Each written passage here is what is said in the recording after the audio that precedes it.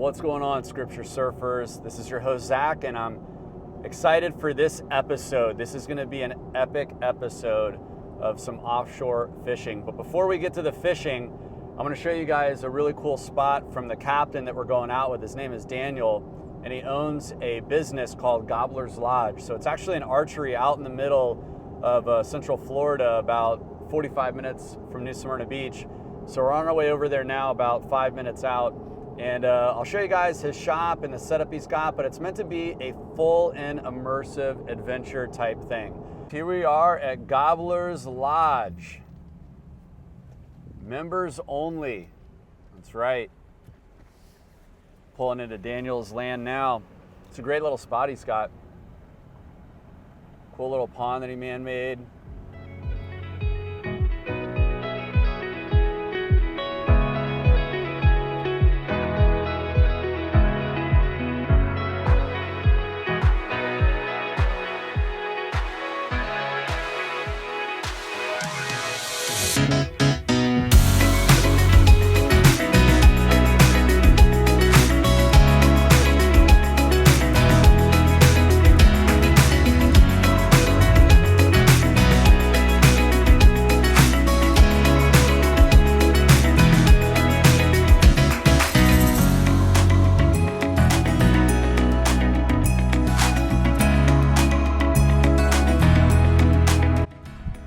The last guy that I took out with me fishing that bird's nested me, this is him.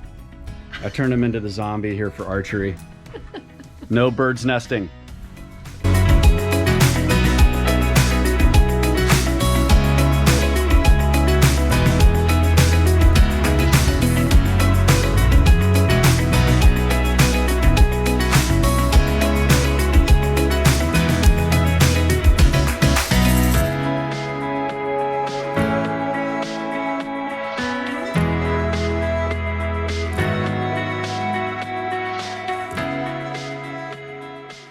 Guys, what's going on? I am excited to be able to spend some time with you today. I've got my buddy Daniel here, who I got a chance to connect with by God's happenstance through Google. He led me to you, man. But I got to spend some time talking to Daniel, like 3 or 4 times, trying to get a trip to get to go together to go fishing, and it ended up never working because of the weather, the seas. And finally, guys, we got a chance to make it out. So you're gonna see some really cool video coming up here in a little bit of us going out with a couple buddies of mine and Daniel, and he took us on to some fish. So you're gonna wanna stick around for that. But before I go to the fish, I figured I'd give you a chance to see what Daniel does here. It's an amazing operation. You know, growing up, when I would go charter fishing, that was it. You'd go out for a 6-hour or an 8-hour trip. But I didn't really know anything above and beyond that as far as adventure would go. You know, if I did hunting, it would be a different day. If I did fishing, it would be one. But they never were with the same people. It was with my dad or buddies or whoever. Well, Daniel's got an amazing, amazing setup here at Gobbler's Lodge. So I'm gonna ask him about it, and you can just share a little bit about what got you inspired to do Gobbler's Lodge, and what is it? What's involved that goes into this place, man? Yeah, so the inspiration was, I guess you're destined to do something. I spent most of my life in the corporate world. I'm a contractor by trade, and spent every waking moment when I wasn't doing something in the way of construction. Working for the man. Exactly. Getting outdoors, whether I was, in a tree or in the ocean or in the flats. That's just part of what I did. And kids are growing up, moved on, and kind of changed some priorities. And I built Gobbler's Lodge originally, the actual range piece, in 2016, and it was really more or less where me and buddies would play, have a good time. It's like a kind of redneck playground, so to speak. And it was through the social media side and stuff is when I actually started doing the charter fishing, because I would transition from the outdoors and the hunting side to where next thing you know, you see me on a boat. And to this day, I don't know who it was that asked me, but the question came up, hey, would you take me fishing? And I'll pay you. And I was like, well, yeah. So now I've been a licensed USCG captain now since for 5 years. I just renewed, but been fishing my whole life. Yeah. I'm a Key West native. moved up here to Volusia County. Really was kind of a fish out of water, no pun intended. Yeah. But kind of found my way into I think what I should be really doing, and man, it's been incredible for me. You're gifted in it, man. Going out and fishing with you knew what you were doing, and obviously with the archery here, you can see that you've made a passion through this. What would people experience by coming to Gobbler's Lodge? Because you got a whole lodge here. You've got the archery. Like, can you tell me a little bit about what you have here? So the range, it's a we say 3D meaning that we're not just shooting at like bag or block targets. I have all kinds of they're essentially foam replicas, everything from a raccoon, armadillo, beaver, turkeys, but we got some cool stuff because I got hog, deer, gators. There is 5 total stands, the largest which is the roost. They're all themed. The roost is essentially a football field where you can shoot out to 100 yards, and you can shoot anything in the way of bows. So compound, crossbow, recurve bows.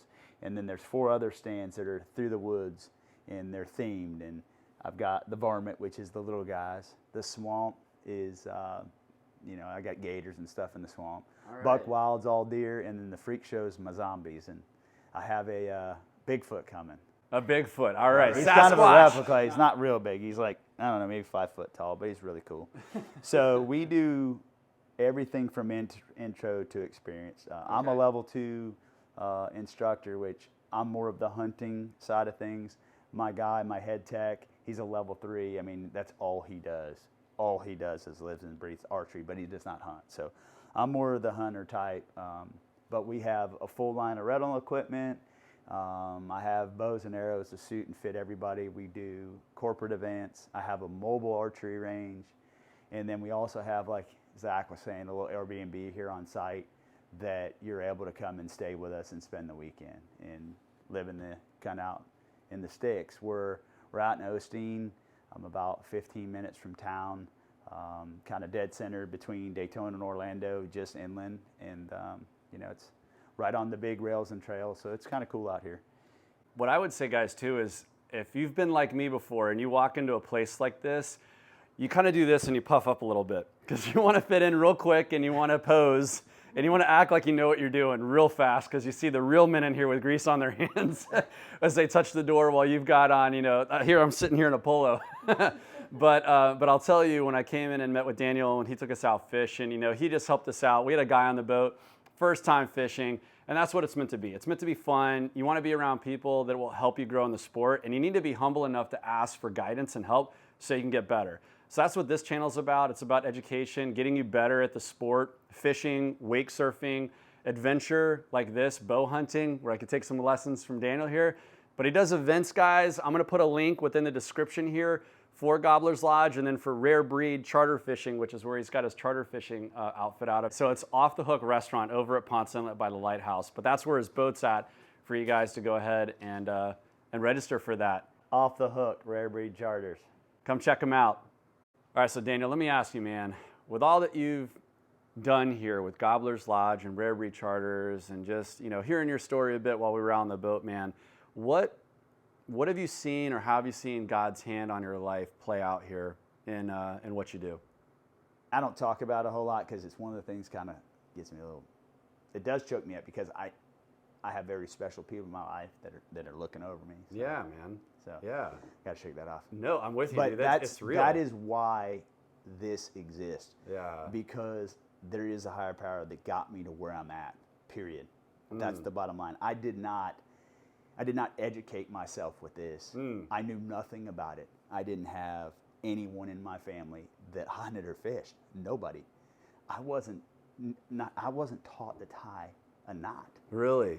So not Much your father less, figure there no. kind of leading you, And or then an uncle? And you see, and I'm the most disadvantaged techie guy, truthfully. Like what you do with this editing, I mean, if my life depended on it, I couldn't get it done. So what I'll tell you is, I am, you can say blessed or possessed. I am driven by some higher power to do what I do. That's the bottom line. In everything, in every aspect of my life. Yeah. With my daughters, with who they've become. Raising girls, on my own initially. I've remarried, but they didn't have that piece. So it was through the hand of God that I was able to do what I do in every piece of it. In the fitness side, I'm 47 years old. I run with the young guys, you know? Just extremely, extremely, extremely fortunate to be who I am. And I've gave the credit since day one. If this turns into something spectacular, I don't go back and give back and then decide I'm going to be this charity guy. I've been doing it. I work with veterans. We've worked with people with disabilities. Yeah. I'm in the schools, you know, so the archery side of thing and the fishing side of thing is essentially like an extension of me in the fatherhood role, teaching people how to do things. Because once I get to where I'm at with it, there's no real joy in doing the same thing over and over and over and over. But to see someone that hasn't done it, it's huge. I mean, it's huge for me. It's what makes me tick. Yeah, to your point, my dad was an outdoors kind of guy, but I didn't exactly get taught, like you said, to put together knots. It was usually get out of the way, don't make a mess for me kind of thing, Zach. Yeah. But he did give me a lot of good lessons, but there were many that I was missed on, like automotive, putting together lights and wiring and so forth. I had to figure that out all on my own. My dad didn't have the opportunity to teach me something like video editing. And to your point, it wasn't until like 2 years ago that I just had this extreme passion for fishing come out. That hit me. And you guys will see this if you watch my intro video for Scripture Surfer. It was out of nowhere. It was just, you're gonna go out and be a saltwater fisherman. And I had no idea why. But as I experienced the hand of God in my life and got to meet people like you and hear their stories and just understand what God's doing through this channel, it's really cool. I met a young guy from my church just recently who didn't know that I was from the church as he's watching the channel. So I got introduced to him in the lobby from his dad who plays on our worship team, and he's like, it'd really make his day.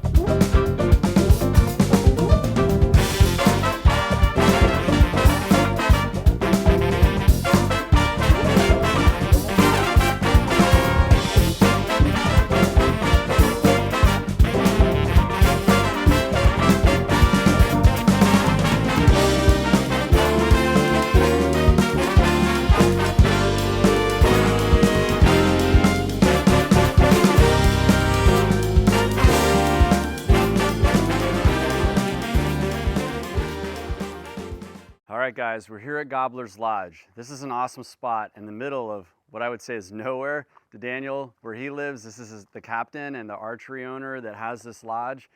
This is his home. He's out and made a business out of his hobby and passion for archery, for adventure, being outdoors.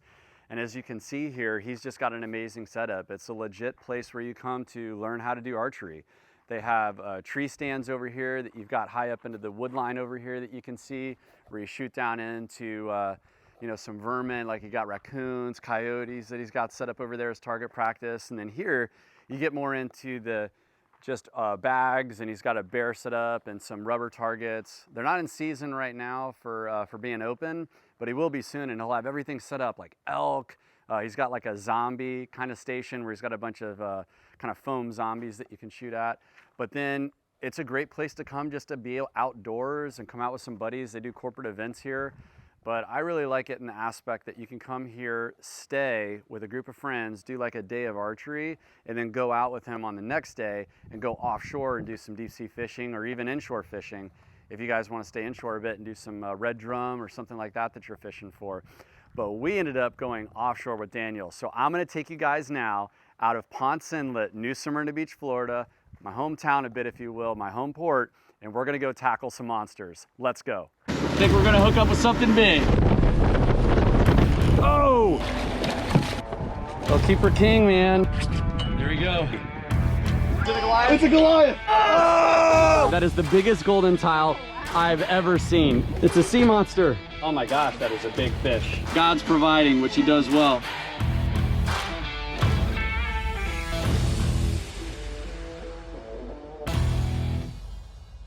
All right, guys, we're up at New Smyrna Beach today for what will be an epic, hopefully, charter fishing day.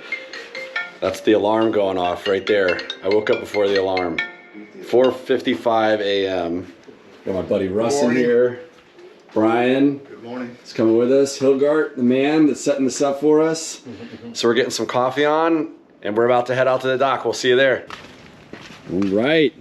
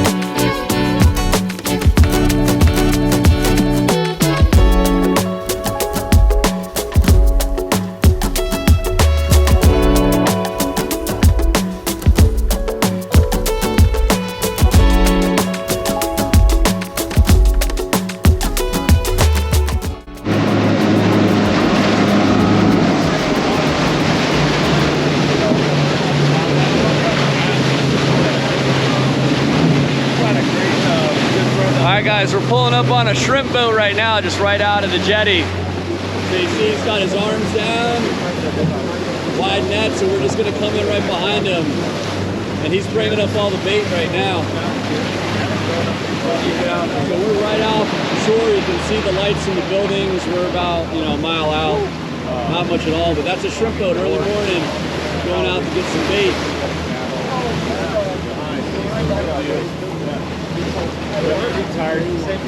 So guys, we're blessed this morning. We've got about only 1.5 feet of seas moving at 7 seconds. Water temp is fair.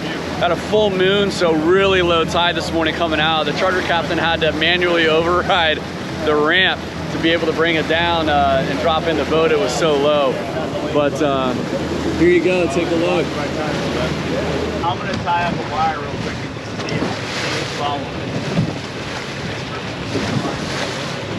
So guys, we're pulling up next to the shrimp boat.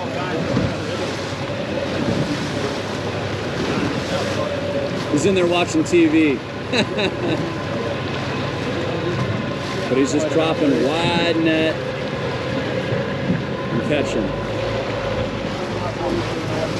Sun's coming up. Beautiful day out already.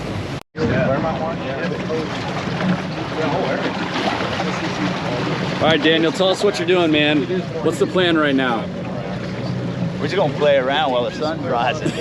There's a shrimp boat sitting right off the beach, and it's still a little chunky, got a little sea breeze, so we're gonna just mess around behind this shrimp boat for just a moment and shake everybody's cockpit out, get the bean bags ready, and head east. Fair enough. So of course where the bait is where the fish are. So if you've got a big boat drumming up a bunch of bait, follow the boat. Good spot to try. Well, with this water being so dirty, if there is anything, it'll have teeth in it. Right. It'll be sharks. All right, so we've got, I think, a cigar minnow on. Is that what's on there? It's a threadfin. Threadfin. And just a free hook, no weight. And we're coming up behind the shrimp boat. He's free lining it out and just let the current pull it. Going back with the shrimp. We've got some birds right here that are surface level looking for bait. When he's pulling the nets and pulling all that bycatch out and pushing it out the doors, it will be a feeding frenzy right out the corner of that boat. It's early, nothing's really happening. There are.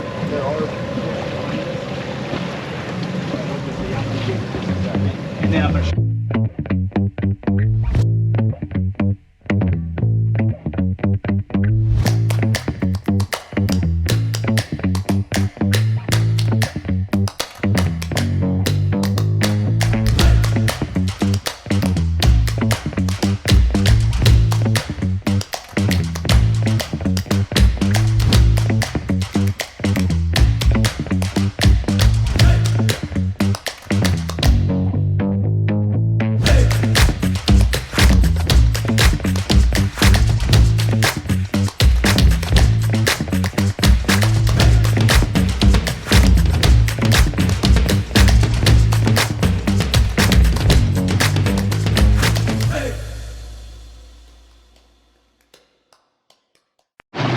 All right, guys, we're at the first drop now, getting set up. And Daniel's getting out the sabiki rig, getting that ready to go.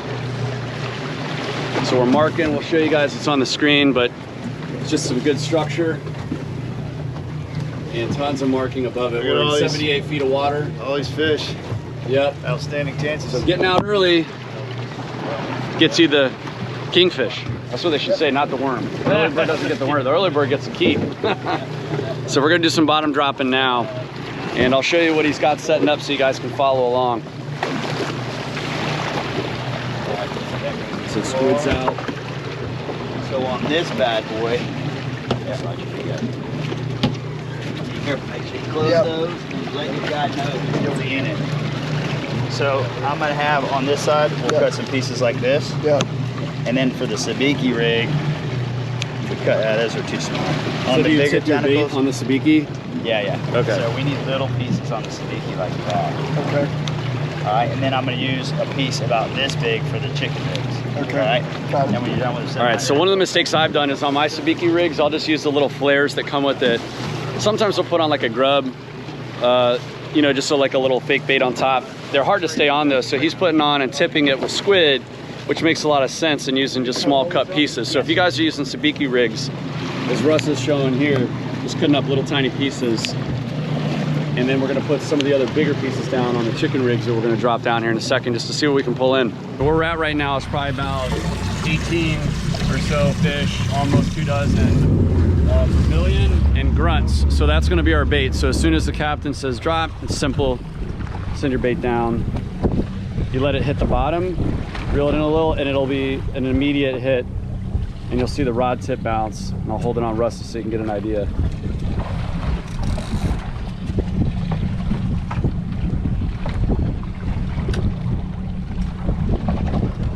See, bottom, and he's already on. See guys, that's how fast it is. Way to go, Russ. Hilgard's on too, man. This guy's been catching us all the bait. Yes, sir. Hilgard's for 30, I'm for 1 or 2.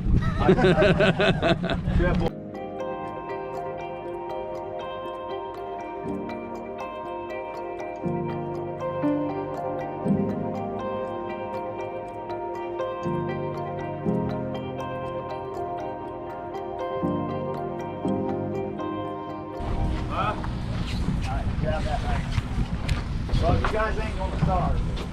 Yeah, rock shrimp, man. So these guys we pulled up on were kind enough to offer us some rock shrimp, so we're pulling up now to get them. Thanks, guys. Those are great. All right, man. These guys are super cool and just gave us a bunch of rock shrimp. Thank you, guys. Yeah, Sea King. Look at that. Wife loves rock shrimp, man. It's a great catch. Ready to take Christy some rock shrimp, Ready, Mike? man. What's this? Big Bevel like some of that? Shrimp it up. Dude, you guys are eating That's big. awesome. My wife's gonna be so ahead. stoked. Just hit me up, text me or something. We're going in Monday, so I have some phone service tomorrow or Monday or something. Sounds good. Thanks, guys. Yeah, Thanks man, a lot. have a good Appreciate one. it. Thanks so much. Adios. You can look me up on Instagram too. Shrimp Boat Life 904. All right, Shrimp Boat Life 904. See you guys. Hey, good luck, man. Thanks, guys. Oh, okay. All right. Where's that dig? I got you. Y'all catch anything yet today? Y'all just getting out? I caught a bunch of bait. I just caught a bunch of bait. I'm running off to the ledge here in a minute. All right, we're doing our first drop. Russ is dropping it down. We got Mike over here Yeah, let it go. and Hilgard. Yeah, there you go. Let it rip down. Just keep some thumb on it. All right. You guys done with that? So you got double line out, and you guys are about, you know, maybe 5-7 feet apart, but you're not going to tangle up. Watch me feel that thump. He's already on. Over here, it's on him. Russ is on already, that quick. There you go, Russ. He's a little guy, but he's got some meat to him. He's got a All right, guys, you can see the weed line. We're marking big on the Garmin unit. So you can see right here in the middle of the water column, we're at 75, 50 feet, right here at 100.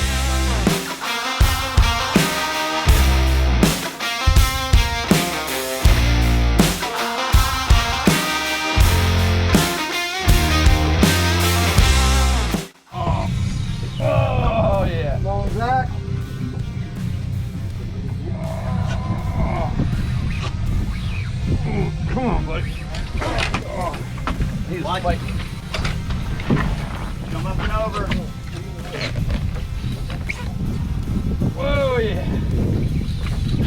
Now let him go. Now reel to him.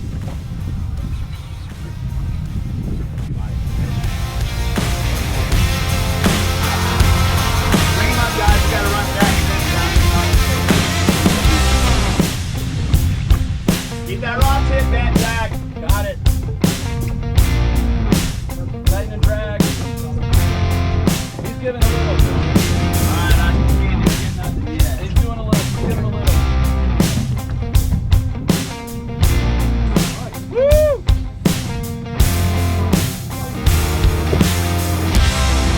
Open the gap. Small gap. I haven't seen color yet. Guys, what I'm using is a little jig. You'll see it. I'll pull it up. Yeah, you just gotta pull the strap, bro. Yeah, got it. All right, he's starting to tire out. Open the bag. Open that bag. Probably 50 feet, 75 feet down. Working the jig. There we go. Look behind you, Mike. AJ. Mike, what?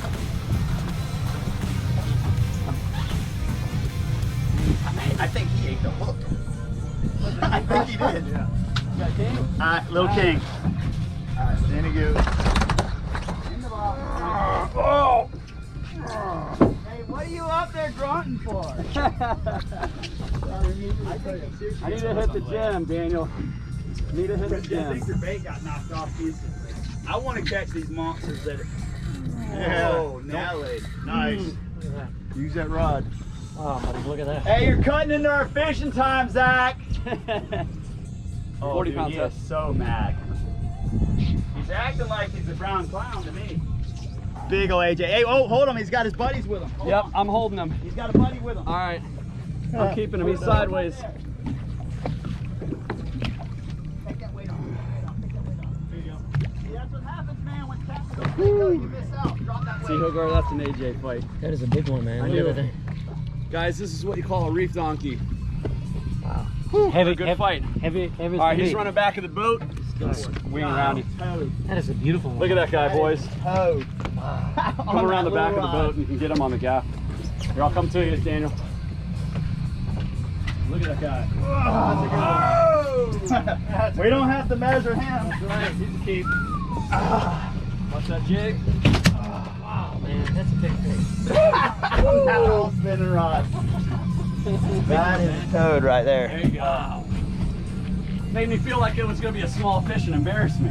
Nah. Gone it. Right. Nice fish.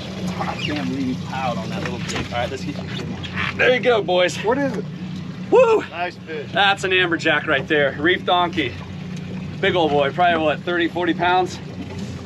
Big old 50. boy. He's a big old boy. 40 plus. There you go. When we get in shore, it'll be 200 pounds. Yep. So the setup he's got is where you get a split swivel going on to a bank sinker, and you're coming out. He's got a pink coral monoliter of about 7 feet, and that's where we're going to bait with. So again, it's not much of a leader line that's going to the bank sinker, like half a foot, like 5 feet, 7 feet of the monofilament line that's pink to be able to catch the fish. We're back on them. We're anchored up this time. We're in 150 feet of water, anchored up right over the spot. As soon as this hit the bottom, I've got a butterfly vermilion snapper on here.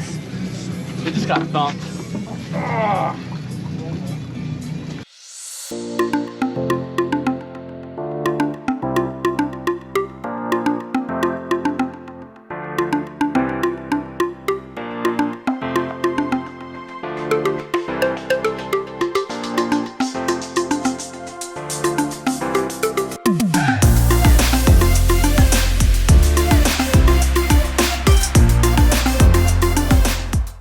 I see color. Nice one. Look at AJ. Reddish. AJ. Another one. No, that's a red wand. Red. Oh! Look at that. Red snapper. A red wand. Nice.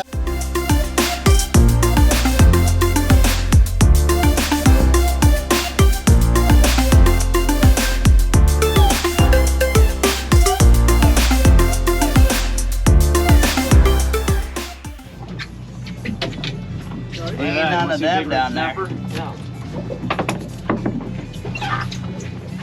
Get this out from under your foot. Holy bucket. Yep. Pull this on me. See the hook ski? Yep, right inside.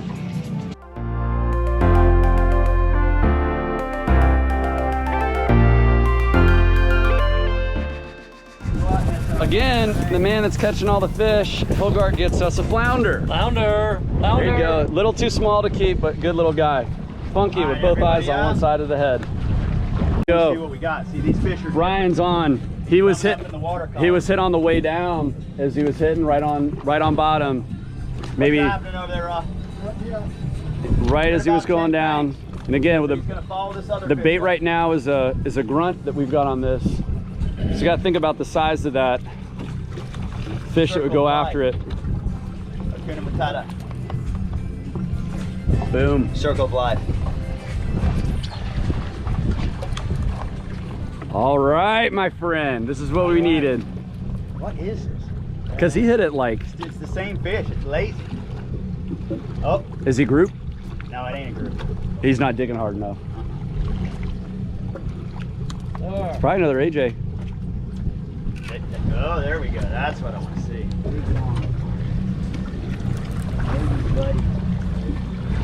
Look at that. Wow.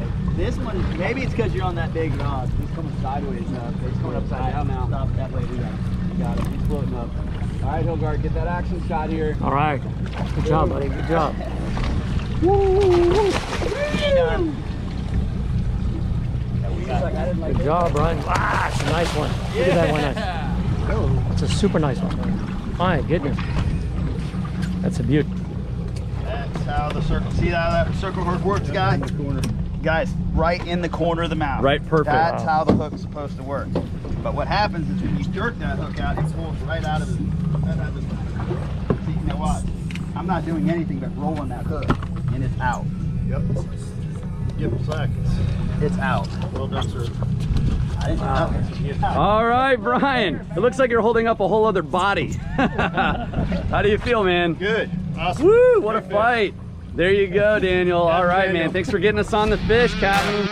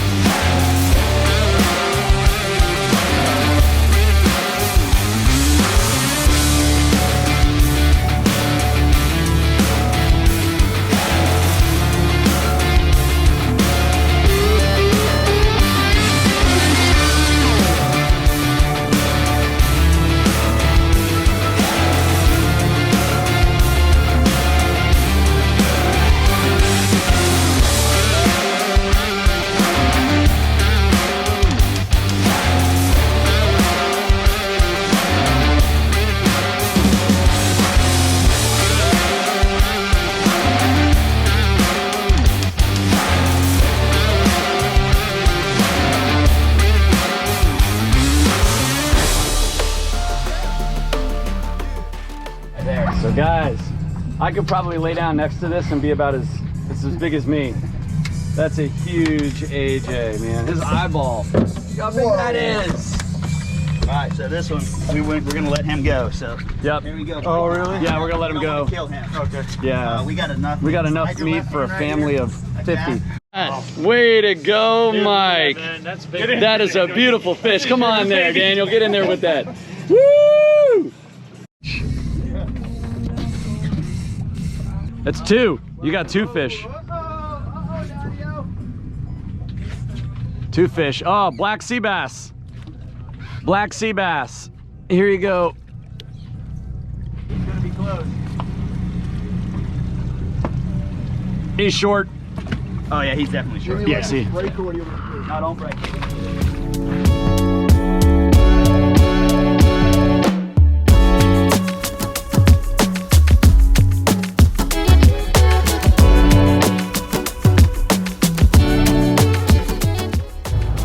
All right, Scripture Surfers, what an epic day it was.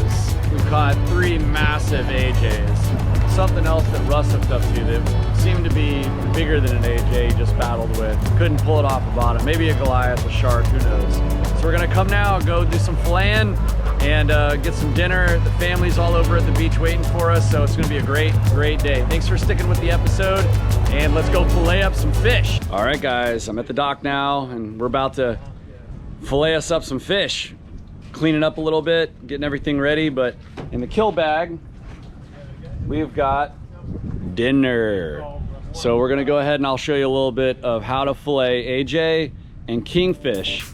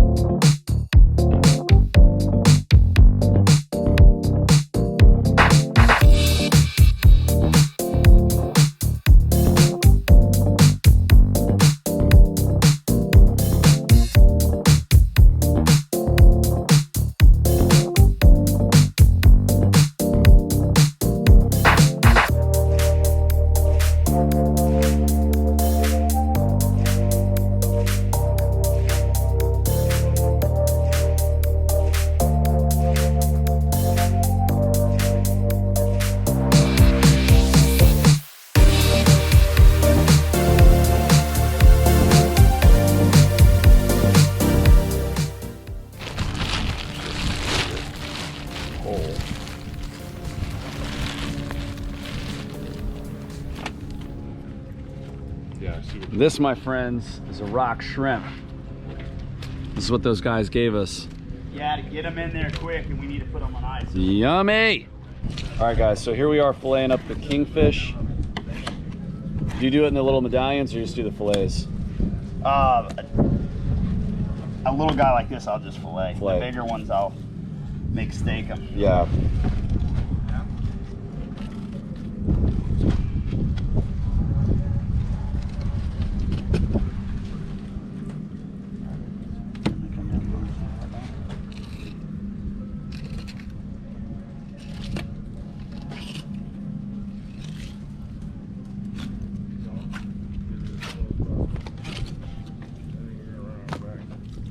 So guys, when you pull up AJs, there are worms on them, but you can cut around it, especially when one this size.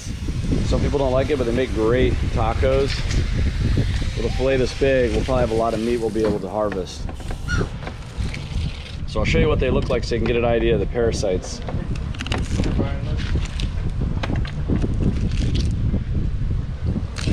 And they end up in the tail section. Yep.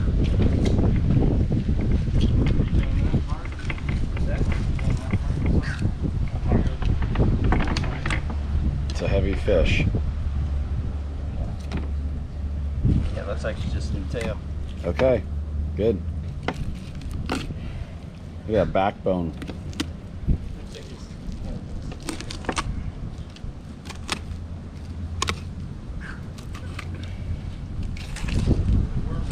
Nope, Just a little bit in the tail. Spot in the tail. Tiny bit. Who wants a fish sandwich? Yep. Look at that. Put that on your sandwich. Look at that. So those are the parasites, guys. Just right here, that little white.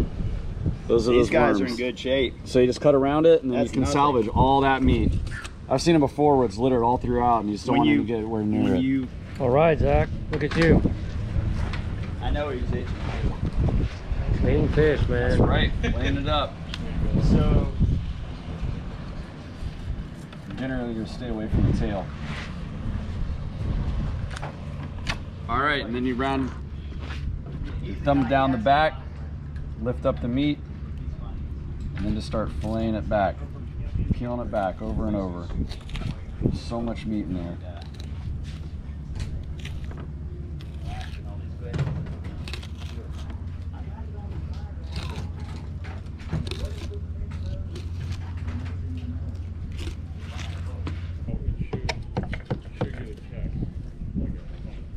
good? Just yell at me. We're good. Avoid the belly meat. There we go. I'm gonna cut left. Yeah. Oh, you already selected. All right. All right. Yeah. Right.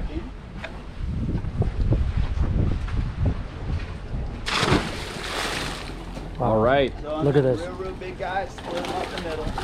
Yep. It is coming back in. And it's crazy. I can see like 3 inches inside.